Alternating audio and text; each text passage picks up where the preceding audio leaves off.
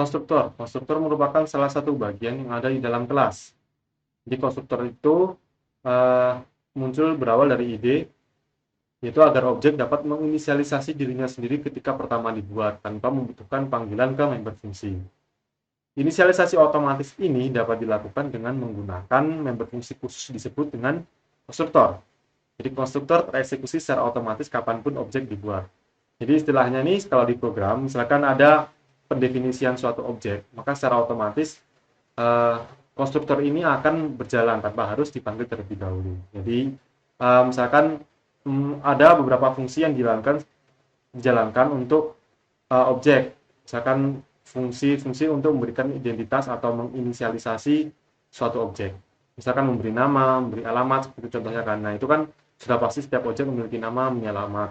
Nah, untuk pendefinisian atau penginisialisasian yang sudah pasti ini, bisa kita masukkan ke konstruktor nih. Jadi ketika ada objek yang dibuat, secara otomatis akan muncul fungsi untuk memasukkan nama, alamat, dan lain-lain.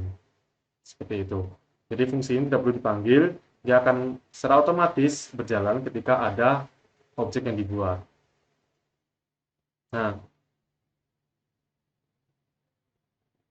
konstruktor ini cirinya itu memiliki nama yang sama dengan nama kelas. Lalu tidak perlu pakai return. Nah, contoh penulisannya atau bagaimana penulisannya dalam program C++ itu seperti di baris ketiga ini. Jadi, nama kelas, kurung buka, kurung tutup, titik 2, member data 0. Nah, untuk titik 2 member data 0 ini opsional. Misalkan kalian di sini ingin memastikan bahwa ada data yang nilai awalnya itu harus 0 atau nggak harus 0, misalkan nilai awalnya itu harus 10. Nah, itu bisa ditulis di sini di setelah menuliskan nama kelas kurung buka kurung tutup. Untuk membatasi antara nama kelas dengan member data itu dibatasi dengan titik 2. Jadi yang member data 0, titik 2 member data 0 ini opsional. Bisa kalian tulis, bisa tidak, tergantung kebutuhan. Lalu juga yang harus ada itu kurung buka kurung tutup. Jadi uh, uh, cara penulisan utama itu harus terdapat ini nama kelas, kurung buka kurung tutup, dan terdapat kurung awal. Misalkan di sini tuh nggak langsung member data nih, tapi ada fungsi tertentu yang ingin dilakukan uh, di dalam konstruktor ini itu dituliskan di dalam kurung kurawa. Jadi dituliskan di sini dalam kurung kurawa ini untuk memasukkan fungsi atau mungkin untuk menjalankan suatu perintah tertentu. Posisi inisialisasi diletakkan mengikuti deklarator member fungsinya dan dipisahkan oleh titik 2. Jadi ini dipisahkan oleh titik 2. Sementara nama konstruktornya dan member datanya.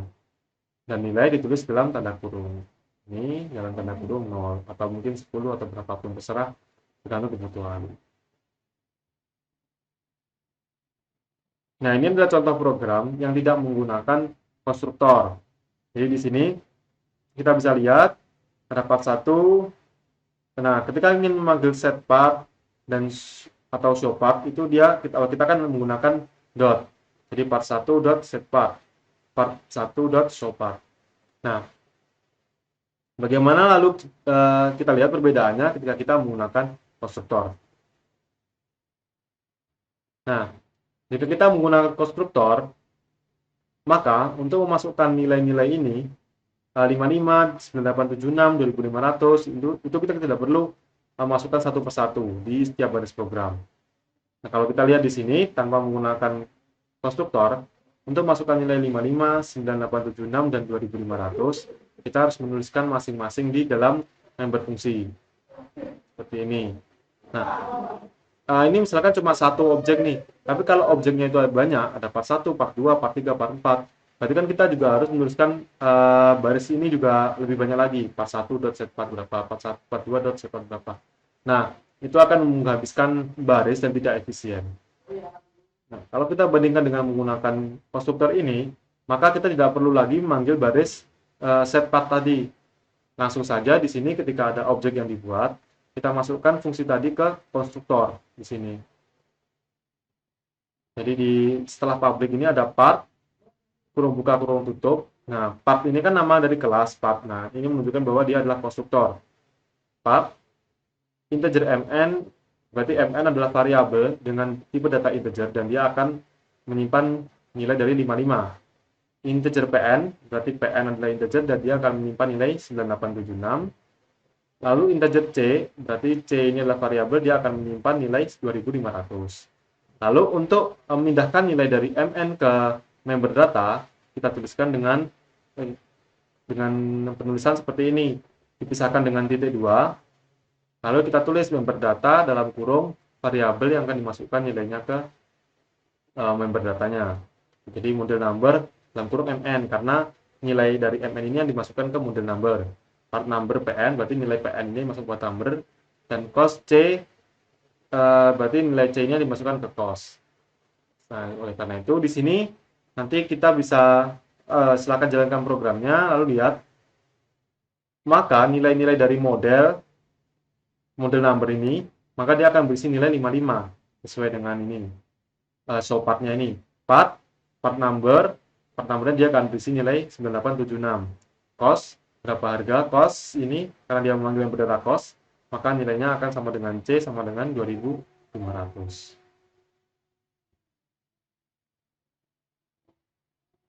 Oke, ini contoh yang lain.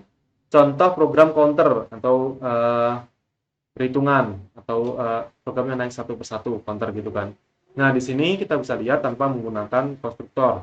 Di sini ada 3 yang berfungsi, ada set count, ada integer count, dan ada get count.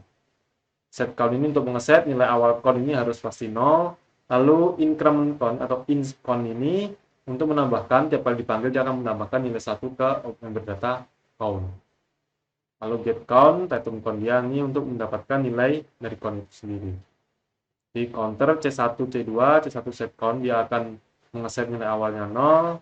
Lalu get count ini dia akan memberikan nilai dari count. Di sini dia return. Jadi kalau return itu maksudnya adalah dia akan memberikan nilai dari variabel yang dia disebutkan. Variabel yang ada disebutkan di setelah return. Lalu di sini ada C1 in count, berarti dia C1 menambah nilainya plus 1. C2 in count berarti dia 2 kali menambahkan nilainya. C1 get count, C2 get count. Nah, jadi ini untuk menampilkan hasilnya. Silakan dicoba programnya. Bagaimana lihat hasilnya nanti. Nah, lalu ini kita gunakan juga counter dengan konstruktor. Jadi beda yang tadi, kalau tadi nggak ada konstruktornya, maka di sini kita gunakan konstruktor. Karena tadi kan semua nilai count, nilai awalnya itu adalah 0, maka nilai fungsi itu kita masukkan ke konstruktor. Di sini kita bisa lihat setelah public ini ada counter, kurung buka kurung tutup titik 2 count 0. Cout saya konstruktor. Jadi di sini ini untuk membuktikan bahwa program counter ini akan berjalan di setiap kali ada objek yang dibuat. Jadi ini karena sudah pasti nilainya 0, itu kita masukkan ke konstruktor. Lalu ada in count 1, lalu ada get count untuk mendapatkan nilai dari count itu sendiri. Silakan dicoba programnya, lalu dibandingkan dengan program yang tadi.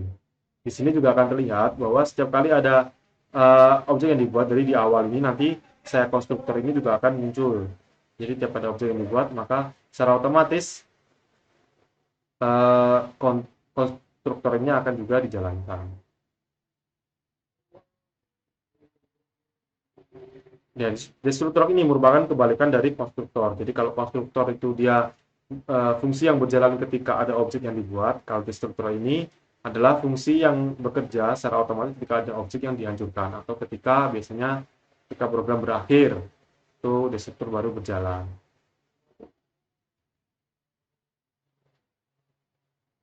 Lalu apa itu? Ada overload konstruktor. Lalu apa itu overload konstruktor? Yaitu adalah suatu kondisi ketika terdapat lebih dari satu konstruktor dengan nama yang sama. Lalu pertanyaannya, mengapa kita membutuhkan konstruktor lebih dari satu dan dengan nama yang sama? Nah, kenapa hal itu terjadi? Itu karena kita tahu kalau konstruktor itu kan cara pendefinisiannya itu dengan menggunakan nama kelas. Jadi sudah pasti kalau ada lebih dari satu konstruktor itu pasti menggunakan nama yang sama. Lalu pertanyaan selanjutnya, kenapa butuh lebih dari satu konstruktor? Itu kita lihat di objek yang dibuat. Jadi gitu. Jadi tipe objek atau bentuk objek yang dibuat. Di sini kita bisa lihat, di sini ada 2 tipe objek. Objek yang pertama ini dia belum memiliki nilai yang ingin dia masukkan ke objek itu sendiri atau ke member datanya. Jadi di sini ada distance, dis1 dan dis3. Sementara di distance dis2 ini sudah ada nilai fix yang dimasukkan ke member data yang ada di dis2 yaitu 11 dan 6,25. Nah, jika kita hanya menggunakan satu konstruktor, maka hanya satu yang berjalan di sini. Yaitu misalkan kalau kita menggunakan satu konstruktor yang atas saja, yang distance fit 0 ins 0, maka hanya ini aja yang berjalan, yang objek dis1 dan objek dis3 yang berjalan. Sedangkan dis2 ini istilahnya dia tidak memiliki cara pendefinisian atau cara memasukkan nilai 11 dan 6,25 ini ke objeknya. Jadi gitu dia di sini nanti akan muncul error ya kalau misalkan cuma satu konstruktor yang ditulis di sini. Itu karena di sini di dis2 ini ada dua argumen yang harus dimasukkan ke member data atau ke nilai member datanya. Sementara kalau kita hanya menggunakan konstruktor yang atas saja, maka nilai 11 dan 6,25 ini tidak bisa atau tidak bisa dimasukkan atau diinputkan ke fit atau inci atau ke member data dari dis2 itu sendiri. Jadi gitu, kita lihat dari kondisi penentuan penggunaan override konstruktor atau tidak, kita lihat dari bentuk objeknya. Kalau ini kan tanpa argumen, nah sedangkan di dis2 ini dengan dua argumen. Argumen itu ini yang ada di dalam kurung, bisa argumen, parameter, itu sama. Jadi yang ada di dalam tanda kurung ini namanya argumen. Jadi karena di sini tanpa argumen, maka dia akan menjalankan konstruktor yang tanpa argumen juga. Nah, sedangkan dis2 karena dia memiliki dua argumen, dia akan menjadikan konstruktor yang memiliki dua argumen. Di sini kita bisa lihat di dalam tanda kurungnya ini ada dua variabel. Itu.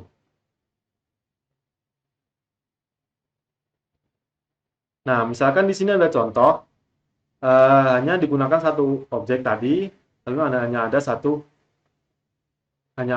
konstruktor. Nah, bagaimana kalau misalkan saya tambahkan satu part lagi, di sini ada part 2, di mana dia tanpa argumen. Kalau di sini kita bisa lihat, part 1 ini memiliki 3 argumen. Di sini juga konstruktor memiliki 3 argumen. Nah, kalau saya ingin menambahkan kalau saya ingin menambahkan objek tanpa argumen, maka juga saya harus membuat konstruktor juga yang tidak memiliki argumen juga.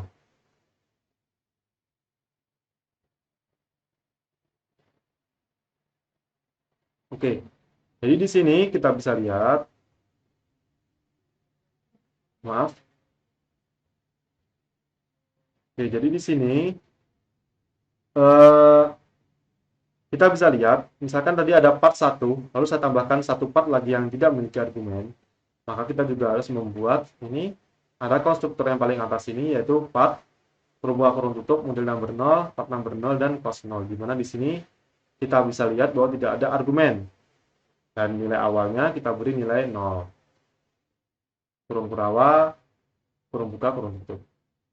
Kurung kurawa buka, kurung kurawa tutup. Di sini kita bisa lihat selebihnya sama. Yang membedakan hanya tambahan konstruktornya saja. Untuk mengakomodasi dari part yang tidak memiliki argumen.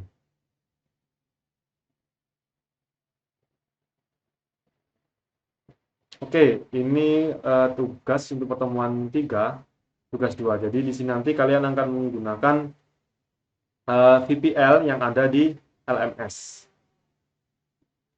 Silakan dibuka LMS-nya, silakan lihat tugasnya apa, nanti dikerjakan di sana. Sekian video untuk mata kuliah ini. Video selanjutnya akan membahas tentang saya akan memberikan tutorial cara membuat program mengenai kelas dan objek mulai dari nol.